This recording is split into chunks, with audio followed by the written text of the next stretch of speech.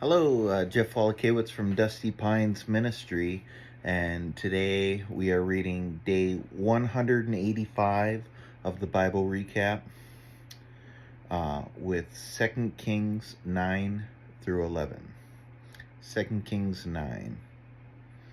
Then Elisha, the prophet, called one of the sons of the prophets and said to him, "Tie up your garments and take this flask of oil in your hand and go to Ramoth Gilead. And when you arrive there, look there, and when you arrive, look there for Jehu, the son of Jehoshaphat, son of Nimshi, and go and have him rise from among his fellows, and lead him to an inner chamber. Then take the flask of oil and pour it on his head and say, 'Thus says the Lord, I anoint you king over Israel.'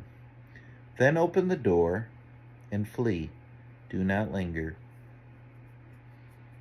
So the young man, the servant of the prophet, went to Ramoth Gilead. And when he came, behold, the commanders of the army were in council. And he said, "I have a word for you, O commander." And Jehu said, "To which of us all?" And he said, "To you, O commander." So he arose and went into the house. And the young man poured the oil on his head, saying to him, "Thus says the Lord, the God of Israel, I anoint you king over the people of the Lord, over Israel. And you shall strike down the house of Ahab your master, so that I may avenge on Jezebel the blood of my servants, the prophets, and the blood of all the servants of the Lord. For the whole house of Ahab shall perish. And I will cut off from Ahab every male, bond or free, in Israel. And I will make the house of Ahab like the house of Jeroboam, the son of Nebat, and like the house of Baasha, the son of Ahijah. And the dogs shall eat Jezebel in the territory of Jezreel, and none shall bury her." Then he opened the door and fled. When Jehu came out to the servants of his master, they said to him, "Is all well? Why did this mad fellow come to you?" And he said to them, "You know the fellow and his talk." And they said, "That is not true. Tell us now." And he said, "Thus and so he spoke to me, saying, 'Thus says the Lord, I anoint you king over Israel.' Then in haste every man of them took his garment and put it under him on the bare steps, and they blew the trumpet and proclaimed, 'Jehu is king.' Thus Jehu, the son of Jehoshaphat, the son of Nimshi, conspired against Joram. Now Joram with all Israel had been on guard at Ramoth Gilead against Hazael, king of Syria.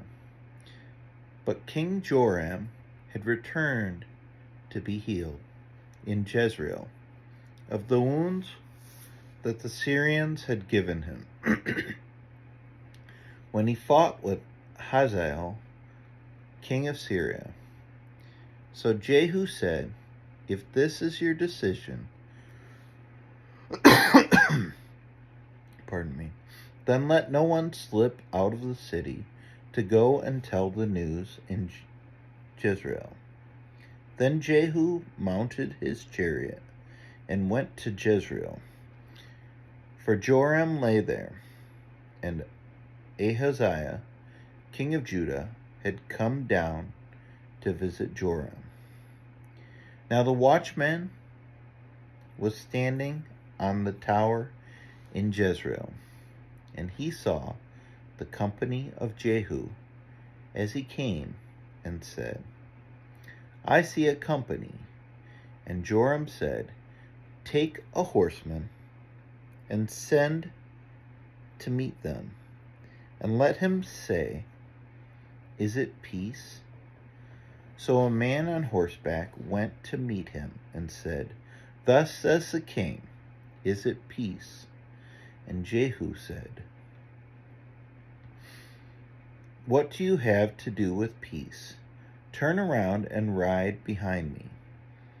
And the watchman reported, saying, The messenger reached them, but he is not coming back. Then he sent out a second horseman, who came to them, and said, Thus the king has said, Is it peace? And Jehu answered, What do you have to do with peace? Turn around and ride behind me. Again the watchman reported, He reached them, but he is not coming back. And the driving is like the driving of Jehu, the son of Nimshi, for he drives furiously. Joram said, Make ready. And they made ready his chariot. Then Joram, king of Israel, and Ahaziah, king of Judah, set out, each in his chariot, and went to meet Jehu, and met him at the property of Naboth the Jezreelite. And when Joram saw Jehu, he said, Is it peace, Jehu? He answered, What peace can there be, so long as the whorings and the sorceries of your mother Jezebel are so many? Then Joram reigned about and fled, and said to Ahaziah, Treachery, O Ahaziah. And Jehu drew his bow with his full strength, and shot Joram between the shoulders, so that the arrow pierced his heart, and he sank in his chariot. Jehu said to Bidkar, his side, Take him up and throw him on the plot of the ground belonging to Naboth the Jezreelite. For remember, when you and I rode side by side behind Ahab, his father, how the Lord made his pronouncement against him. As surely as I saw yesterday the blood of Naboth and the blood of his sons, declares the Lord, I will repair you on this plot of ground. Now therefore, take him up and throw him on the plot of ground, in accordance with the word of the Lord. When Ahaziah, the king of Judah, saw thus, he fled in the direction of Beth Hagan. And Jehu pursued him and said, Shoot him also. And they shot him in the chariot at the ascent of Gur, which is by Ibleam. And he fled to Megiddo and died there. His servants carried him in a chariot to Jerusalem and buried him in his tomb with his fathers in the city of David. In the 11th hour of Joram, the son of Ahab, Ahaziah began to reign over Judah. When Jehu came to Jezreel, Jezebel heard of it, and she painted her eyes and adorned her head and looked out of the window.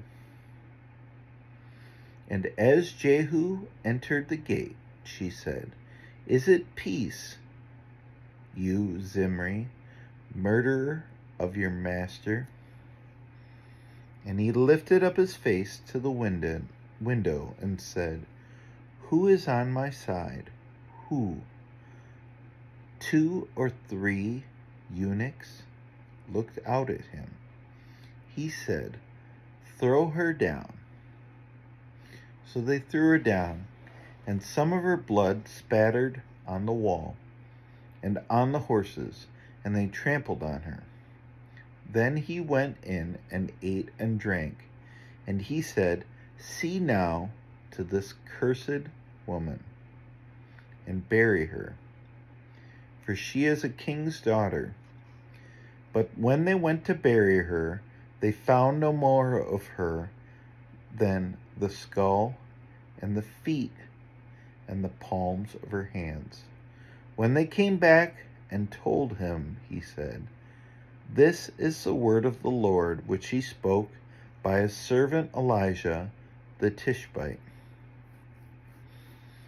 In the territory of Jezreel, the dogs shall eat the flesh of Jezebel, and the corpse of Jezebel shall be as dung on the face of the field in the territory of Jezreel, so that no one can say, 'This is Jezebel.'"